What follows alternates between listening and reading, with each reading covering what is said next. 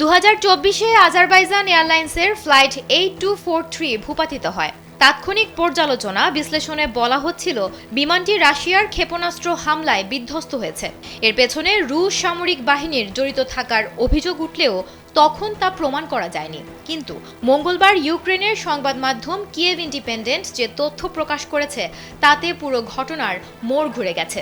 Kyiv independent বলছে তারা একটি বেনামি চিঠি, সাক্ষ্য, অডিও ক্লিপ এবং প্রযুক্তিগত কিছু নথিপত্র ও প্রমাণাদি হাতে পেয়েছে, যেখানে স্পষ্ট হয় যে ক্ষেপণাস্ত্র হামলার পেছনে রাশিয়ার হাত ছিল।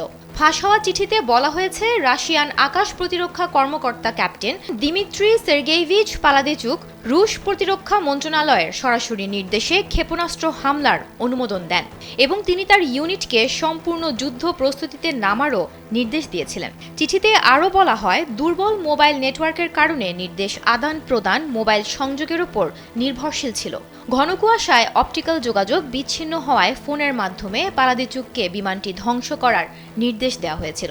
নির্দেশ পাওয়ার পর তার বাহিনী দুটি ক্ষেপণাস্ত্র নিক্ষেপ করে। প্রথম ক্ষেপণাস্ত্রটি লক্ষ্যভ্রষ্ট হলেও দ্বিতীয়টি বিমানের এতটাই কাছাকাছি বিস্ফোরিত হয় যে এটি ওড়ার ক্ষমতা হারায়। প্রতিবেদন অনুযায়ী 3টি প্রকাশিত অডিও রেকর্ডিংয়ে সামরিক নির্দেশনা, এমনকি গুলি চালানোর শব্দ শোনা যায়। এরপরই চিৎকার করে বলা হয় লক্ষ্য মিস হয়েছে এবং দ্বিতীয় ক্ষেপণাস্ত্র নিক্ষেপের নির্দেশ দেওয়া হয়। ট্র্যাজেডির দিন আজারবাইজানের সরকারি সূত্র ইউরোনিউজকে জানিয়েছিল রাশিয়ান ভূমি থেকে আকাশে নিক্ষেপ করা ক্ষেপণাস্ত্র বিমানের পাশেই বিস্ফোরিত হয়।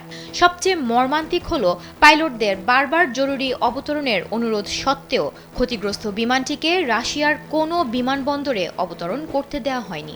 উল্টো এটিকে কাস্পিয়ান সাগর পেরিয়ে কাজাখস্তানের দিকে উঠতে নির্দেশ দেওয়া হয়। সেখানেই জরুরি অবতরণের চেষ্টা করার সময় বিমানটি বিধ্বস্ত হয়। ভয়াবহ এ ঘটনায় প্রাণ হারান 38 জন আর 29 জন আহত হন।